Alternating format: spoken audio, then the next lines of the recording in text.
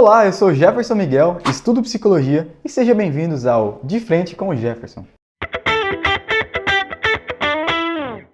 Você que é estudante de psicologia ou tem curiosidades e questionamentos sobre essa área, não se esqueça de se inscrever, comenta aí as suas dúvidas e bora para mais um vídeo. A nossa convidada de hoje é a psicóloga Ana Carolina Chiarelli. Seja bem-vinda, Ana. Eu sou a Ana Carolina Chiarelli, eu sou psicóloga clínica e a minha abordagem é a fenomenologia. E eu tô aqui na cidade de São José do Rio Preto, interior de São Paulo, e espero conseguir aí compartilhar boas coisas com você. Há quantos anos você é formada em psicologia e exerce essa função? Eu me formei em 2020, então esse é o meu terceiro ano de atuação. Como você explicaria a abordagem Fenô a alguém que não tem conhecimento prévio na psicologia? Ótima pergunta, né? Porque é uma pergunta que também vem dos pacientes, vez ou outra, né? E costumo explicar para eles, né, que a fenomenologia ela vai trabalhar muito com a compreensão desse indivíduo, enquanto indivíduo, dentro das suas relações, ele com ele mesmo, ele com o seu mundo, com o seu ambiente, com os seus pares. Então, a busca da fenomenologia é ampliar a compreensão que esse indivíduo tem sobre si e tudo que o cerca. Né? Então a abordagem ela vai ser muito focada em ampliar esses horizontes. Né? Então, através da relação terapêutica, a gente vai conseguindo, através desse diálogo, né? Porque é um trabalho de vias de mão dupla, né? A nossa relação é bem horizontal. Então, através desse processo, a pessoa vai tendo essa condição de ir olhando e chegando mais próximo, né, de situações, emoções, que talvez seja um desafio entrar em contato e até mesmo compreender, entender o que está acontecendo. Então, a fenomenologia existencial vai partir da existência e compreendendo ela e ampliando cada vez mais a compreensão, dando condição de possibilidade para que outras coisas possam chegar, possa aparecer. E o que você acredita que diferencia a abordagem fenomenológica existencial das outras abordagens? É que a visão de mundo e de homem, né, são diferentes. Então, cada abordagem trabalha, né, com uma visão de mundo e de homem, né, que guia a sua compreensão terapêutica. A Fenô, ela tem uma compreensão que ela vai num outro sentido, diferente desse sentido que a gente já está acostumado, de olhar o homem como um eu que é encapsulado, né, que tem categorias, né, que a gente pode classificar, né, que é um olhar um pouco mais da TCC, digamos, né, só para a gente traçar comparativos. Eu gosto de explicar com comparativos porque fica mais fácil de acessar a compreensão da Fenô. Né? Então, a Fenô, ao contrário disso, ela não vai pensar em homem como categorias, né, ou somatório de sintomas, né, com um olhar mais diagnóstico. Não, tudo isso pra gente é o modo de ser dessa pessoa, são partes dessa pessoa, a gente não classifica. A gente estuda a psicopatologia fenomenológica, né, mas com o intuito da gente ampliar essa compreensão dessa vivência, né? Lógico que termos diagnósticos são importantes, né, para a gente também viabilizar algum tratamento psiquiátrico, né, até mesmo em alguns sentidos é importante a pessoa se nomear, né, mas é uma coisa que a gente toma um pouco de cuidado, né. E aí também tem uma outra questão, por exemplo, paralela com a psicanálise, a gente não trabalha com o inconsciente, né, com o inconsciente que determina. O inconsciente pra gente, ele não é um verbo, um lugar, ele é um adjetivo. Temos questões que estão inconscientes, não acessamos tudo, né? Mas sabemos que tem conteúdos que podem ser acessados de alguma forma, mas não exatamente que eles estejam no lugar ou que esses conteúdos estejam regendo o comportamento, né, do indivíduo. Também, né, pensando um pouco então nessa perspectiva, a Fenô ela vai entender que essa pessoa ela vai sendo movida através das suas relações, né, do seu entregar e receber do ambiente, das pessoas, de si mesmo, né? Então essa pessoa vai se constituindo a partir dessa movimentação, dessa abertura que ela é para ir de encontro com as coisas, né? Uma outra perspectiva, por exemplo, que pode ser um pouquinho mais da AC, né, trabalhar com comportamento, né, trabalhar um pouco com os esquemas, trabalhar um pouco ali com reforço, punição. Esse olhar um pouco mais mecanicista, digamos assim, é um pouco na contramão da FENO. A FENO ela não está olhando para o que veio antes, o que veio depois, e isso determinou aquilo, né? Então, assim, aí já vai se apresentando, né, a visão de homem, né? Que um homem não mecânico, né? Que não acompanha leis, de máquinas, por exemplo. Né? Então a gente vai tendo uma visão assim de quem é essa pessoa por si só, e suas relações com ela mesma. E aí a gente vai desdobrando. Né? Então, assim, é uma visão de mundo de homem que é totalmente diferente do que é vigente mesmo hoje, enquanto tradição que a gente vem perpetuando desde o Descartes, né, com a forma cartesiana. O homem foi se aproximando cada vez mais perto da máquina, perto da cientificidade, né, e isso foi ganhando um local muito grande, né, e aí perdeu-se de vista o ser, a pergunta pelo ser. Né? Então, assim, não é a pergunta de quem é essa pessoa, mas o ser dessa pessoa. Então, nossa visão está indo para além de tudo isso, né? Que às vezes vai deixando a gente um pouco com a vista embaçada e vai perdendo de vista realmente essa pergunta que é muito importante, né? Trabalhar com o ser dessa pessoa, esse ser integral, existencial. E quais autores que você se norteia no seu método de investigação na clínica? Dentro da fenomenologia, a gente também tem vários caminhos a seguir, né? Então tem a fenomenologia existencial, a hermenêutica, a Daseins-Análise. A minha perspectiva, enquanto fenomenologia, ela caminha mais para a hermenêutica, né?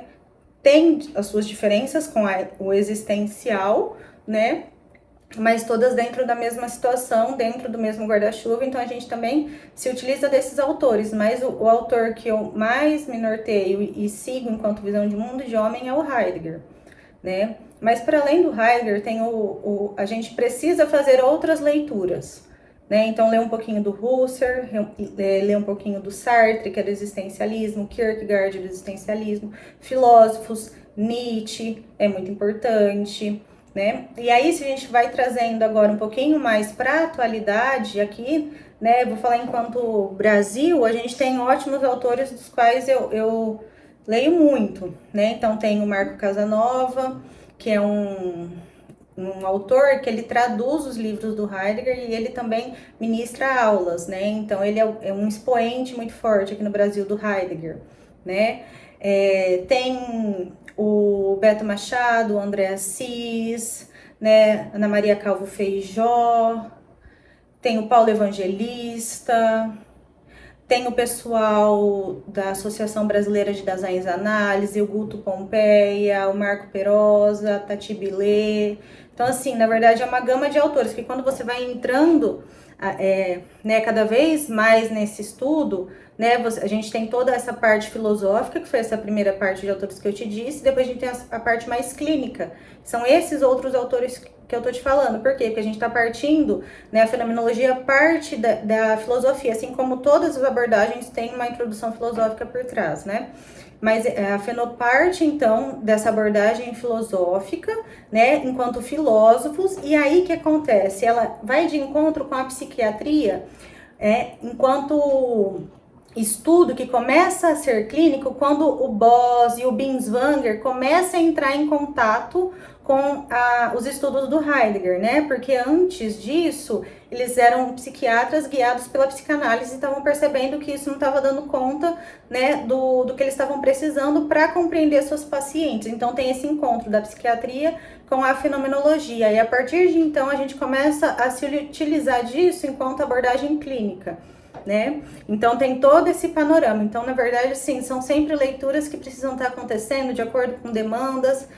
E aí eu leio muitos autores, né? Muitos outros que eu acabei não citando aqui, né? Mas que são de extrema relevância. E como que você entende essas práticas de terapias integrativas, como exemplo de constelação familiar, né? Não sei, sendo praticadas por profissionais psicólogos, né? Como forma de intervenção clínica?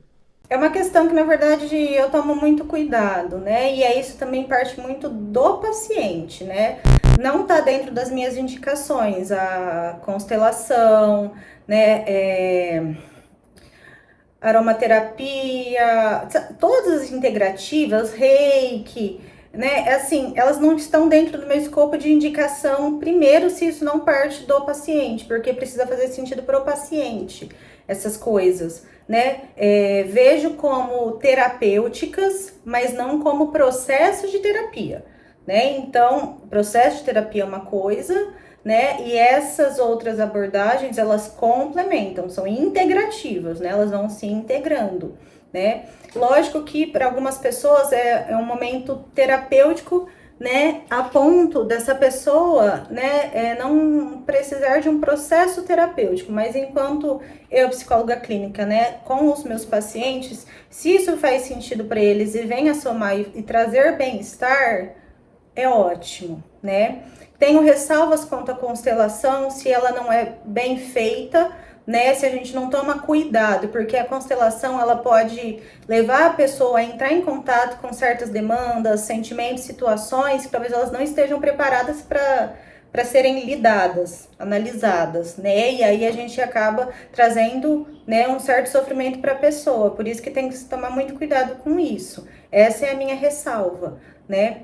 Mas, se ainda assim o paciente gosta e aquilo está trazendo benefícios, ok. Se não está trazendo benefícios, é algo que a gente vai tematizar em sessão também para compreender. Assim como também, não só as terapias integrativas, né? Mas a questão da religião também, né? Entender, porque isso também é terapêutico para algumas pessoas, mas também é fonte de sofrimento, tá? Então, eu vejo nessa perspectiva, né? Mas tem coisas muito bacanas também, né?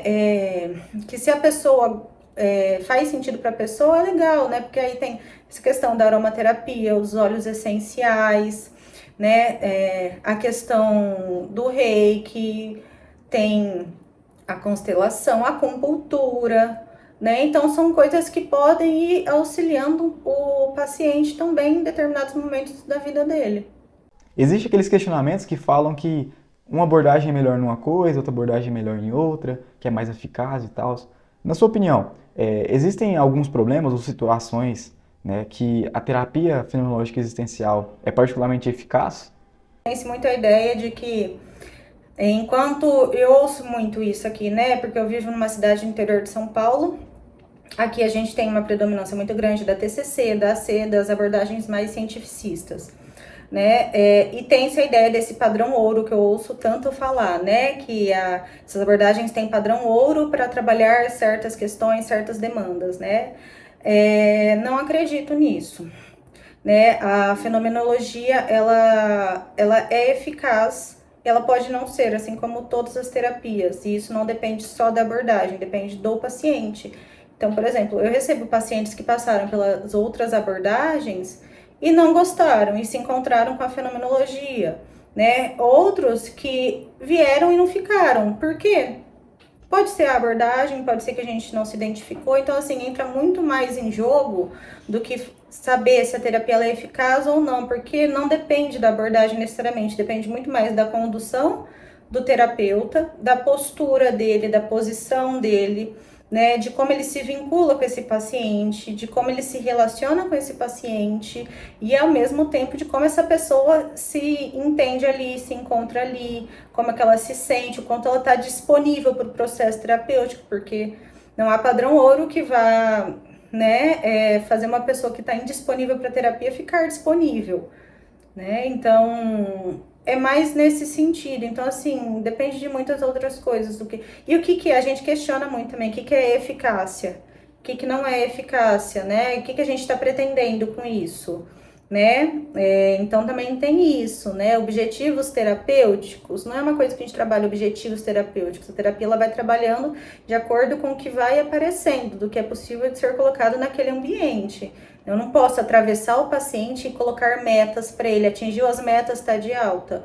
Não é bem assim que a gente vê. Não é simplesmente vem cá, a gente arruma, conserta e vai embora, né? Você vem, entra em contato consigo mesmo e vai ficar aqui o tempo que for possível para você.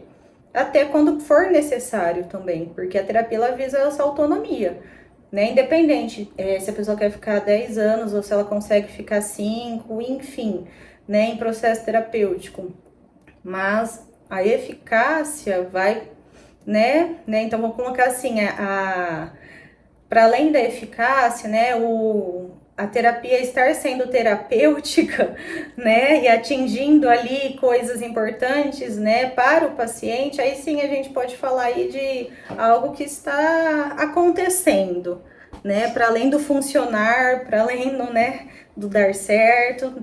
A abordagem fenomenológica, ela é mais utilizada na clínica, mas ela também pode ser utilizada, não sei, como uma psicologia forense ou algo assim, não sei, essas outras áreas.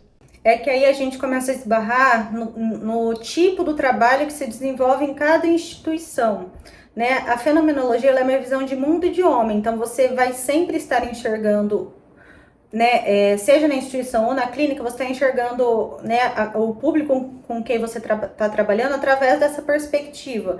Mas nessas instituições, né, jurídica, hospitalar, escolar, forense, né, que você trouxe, você esbarra no tipo de trabalho que você tem que fazer, né? Então, às vezes, você não vai aplicar terapeuticamente a fenomenologia, mas ela pode te ajudar a pensar junto da forma que você tem que trabalhar. Então, por exemplo, né, um período que eu trabalhei no fórum, eu tinha que fazer avaliação psicológica de adolescentes que entravam em conflito com a lei, que tinham furtado, roubado, homicídio, uma série de coisas, né? E aí a gente fazia uma avaliação psicológica. Essa avaliação psicológica, ela não tem um caráter fenomenológico, porque ela precisa atender às necessidades do fórum, né? Mas o meu olhar fenomenológico me ajuda a compreender aquela pessoa, mas eu preciso pôr naquele papel o que o fórum me pede, o que é importante para a área jurídica. Então eu esbarro com isso, né? É igual na escola, eu estou trabalhando com criança, mas eu trabalho também com professores, com orientação, então eu preciso saber de psicologia escolar, eu preciso saber, né, de outros autores, como o Piaget, o Vygotsky, né? Então, assim, a fenomenologia, ela entra em qualquer lugar, mas você precisa saber como que você vai se utilizar dela dentro do contexto que você tá, né? E aí a gente tem até uma brincadeira que a gente faz que meio que instituição não tem muito abordagem, porque como você não trabalha com a abordagem em si, ela te guia enquanto visão de psicólogo, né? Então ela começa a ficar um pouquinho mais em segundo plano por precisar atender outras necessidades daquele ambiente. Mas faz toda a diferença. Você tem um olhar TCC para uma criança, que você pode até mesmo ter um olhar diagnóstico, ou você tem um olhar fenomenológico de entender aquele ser naquelas relações, no ambiente que ela está, com tudo que ela vem apresentando também. Então, tá vendo como o olhar vai sendo guiado de forma diferente. Muito obrigado, Ana, por ter aceitado esse convite de estar aqui comigo nessa entrevista. Esse projeto, né, como eu te expliquei, da faculdade. Imagina, eu que agradeço a oportunidade. Eles pediram para a gente falar sobre a abordagem fenomenológica, né? Um beijo, um abraço, professora Marina. Ela que nos pediu esse projeto, nosso grupo separou essas perguntas aqui com você. Eu sei que você teve que abrir mão de um tempo, né, na sua clínica para estar aqui com a gente. E quem sabe, numa próxima vez a gente pode se topar novamente. Se vocês quiserem conhecer mais de fenomenologia, né, se vocês quiserem entrar um pouquinho mais em contato com isso, eu tenho meu Instagram, onde às vezes eu tô colocando ali livros, estudos, né, às vezes algum post, então fiquem à vontade para conhecer a fenomenologia. Meu Instagram é anacarolinachiarelli.psi e sejam bem-vindos, né? Para quem quiser um pouquinho mais ainda, eu tenho outro Instagram de fenomenologia, que é o Via Poesis. E tenho também o meu grupo de estudos, né? E vocês vão encontrar como Fenomenologia Rio Preto. É um grupo de estudos que se chama Fenomenologia, Arte e Psicologia. Sejam todos bem-vindos. Meu e-mail é anacarolina.c@hotmail. Quem quiser entrar em contato, questionar alguma coisa, fiquem à vontade. Serão bem-vindos. E aí, ainda ficou alguma dúvida? Comenta aqui embaixo. Se você quer que traga outro psicólogo de outra abordagem, né? Outra área, comenta aqui embaixo qual psicólogo você gostaria de ter, quais são suas dúvidas, se você gostou, o que você entendeu, o que você conseguiu entender. E esse foi o vídeo. Muito obrigado a todos que assistiram até aqui. Compartilha, não se esquece de se inscrever e até mais. Tchau!